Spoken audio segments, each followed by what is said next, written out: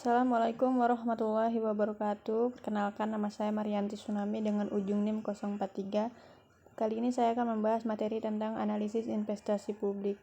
Program investasi publik melaksanakan fungsi pelayanan masyarakat. Pemerintah dihadapkan pada masalah pengambilan keputusan investasi publik.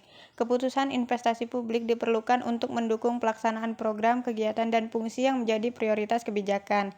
Pengeluaran untuk investasi publik harus mendapat perhatian yang lebih besar dibandingkan dengan pengeluaran rutin, karena pengeluaran investasi atau modal menjadi efek jangka panjang, sedangkan pengeluaran rutin lebih berdampak jangka pendek. Kesalahan dalam melakukan pengambilan keputusan investasi tidak saja akan berdampak pada anggaran tahun berjalan, namun juga akan membebani anggaran tahun-tahun berikutnya. Penentuan kebutuhan investasi. Penentuan kebutuhan investasi publik berkaitan dengan jumlah anggaran yang akan ditetapkan bagi masing-masing unit organisasi.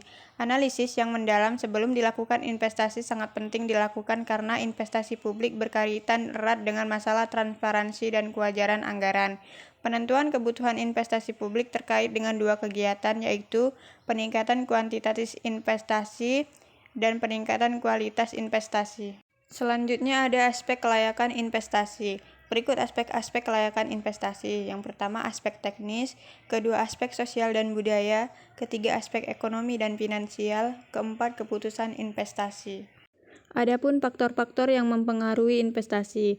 Faktor-faktor yang harus dipertimbangkan dalam analisis investasi publik adalah 1. Tingkat diskonto yang digunakan, 2. Tingkat inflasi, 3. Risiko dan ketidakpastian, 4. Capital rationing.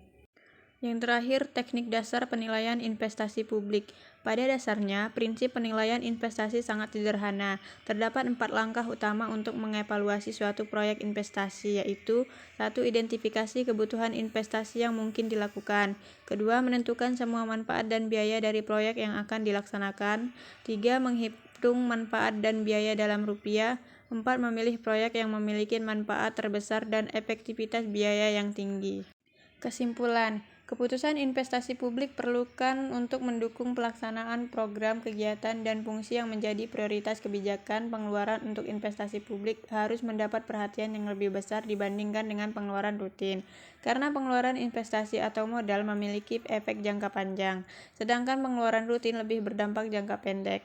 Investasi publik memiliki kaitan yang erat dengan penganggaran modal atau investasi. Penganggaran modal atau investasi merupakan proses untuk menganalisis proyek-proyek dan memutuskan apakah proyek tersebut dapat diakomodasi oleh anggaran modal investasi.